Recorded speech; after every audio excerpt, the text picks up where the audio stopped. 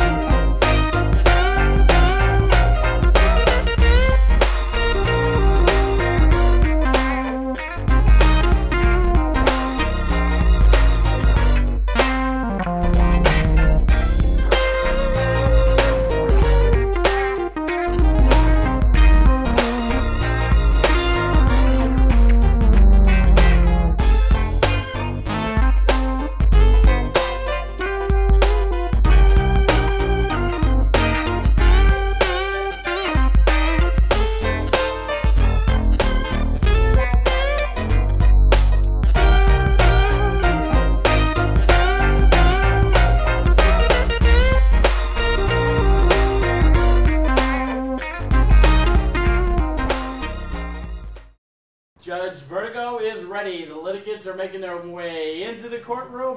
All rise. The Honorable Vertigo Wright, presiding, San Francisco Justice Court, is now in session. Please be seated. Your Honor, the litigants and their witnesses have all been sworn in. Thank you, Simone. Please state your case, Ms. Waxman. Well, I underwent a gender reassignment operation last year after a lifetime of feeling like a woman trapped in a man's body. I'd like to be a man trapped in your woman's body. Order in the court. Bailiff, would you please remove that idiot from my courtroom?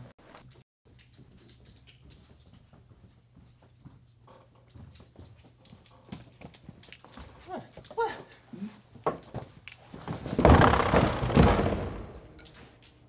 Continue, Miss Waxman. Thank you, Your Honor.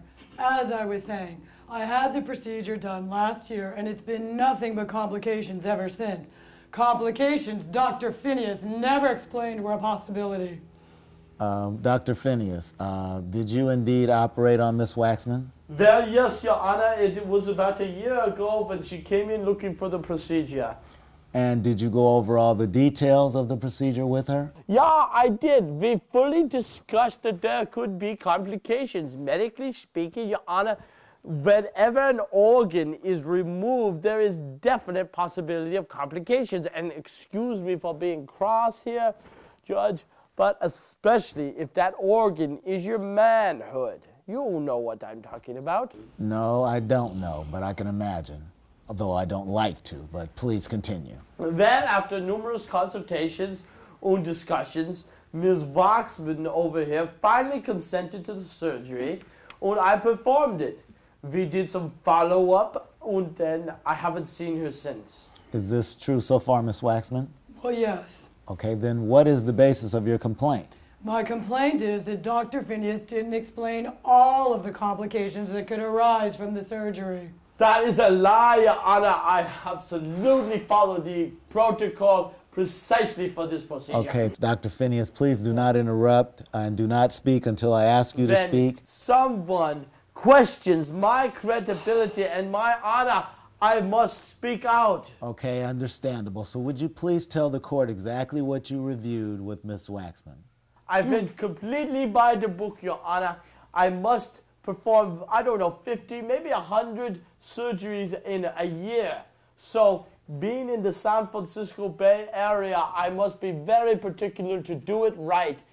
I have to tell them about all the complications that could arise from this kind of surgery. These range from emotional, depression can arise, they can become anxious, they can have medical problems, phantom pains, oozing, and general nausea. Okay, now Ms. Waxman, did Dr. Phineas actually review all these possible complications with you? Yes, he did. Okay, then again I have to ask, what is the basis of your complaint? He didn't explain the drawbacks of being a woman. What? I said Dr. Phineas never explained the drawbacks of being a woman. Okay, Ms. Waxman, now you're going to have to explain exactly what you mean by that. Your Honor, do you remember that drunk you just threw out of here? When I said I had felt like a woman trapped in a man's body, he made a crude comment about being trapped in my body.